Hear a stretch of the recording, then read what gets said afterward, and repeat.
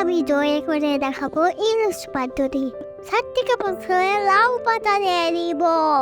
অনেকে কলা পাতা মুড়ে ইলিশ পাতুরি বানাই থাকে। ইলিশ পাতুরি খুবই সহজ, খেতে খুবই মজাদার। 1/4 কাপ পরিমাণ সাদা সরিষা এবং 6 থেকে 7টি কাঁচামরিচ একসাথে পেস্ট করে নিয়েছি। এতে দিয়ে দিচ্ছি 1 চা চামচ পরিমাণ লবণ, হলুদ ও মরিচের গুঁড়ো, 2 টেবিল চামচ পরিমাণ সরিষার তেল। খুব ভালোভাবে সব উপকরণ মাখিয়ে নিচ্ছি।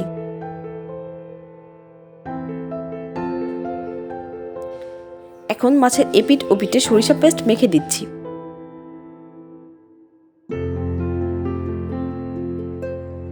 উপরে কিছুটা সরিষার তেল দিয়ে দিচ্ছি। আপনারা চাইলে আস্ত কাঁচামরিচও দিতে পারেন।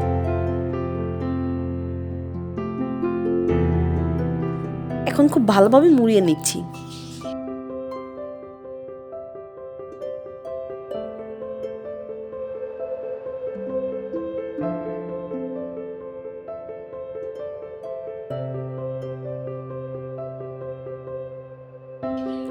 প্যানে 2 টেবিল চামচ পরিমাণ সরিষার তেল দিয়ে মুড়িয়ে রাখা ইলিশ মাছ দিয়ে দিচ্ছি।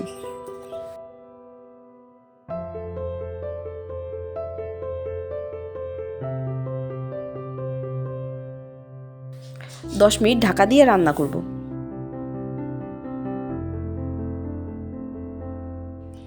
মাঝে একবার উল্টে দিব।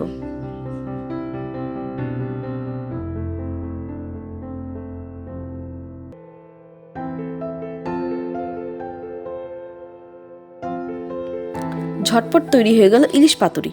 গরম গরম ভাত এবং ইলিশ পাতুরির কম্বিনেশন যেন অমৃত। আশা করি ভিডিওটি আপনাদের উপকারে আসবে।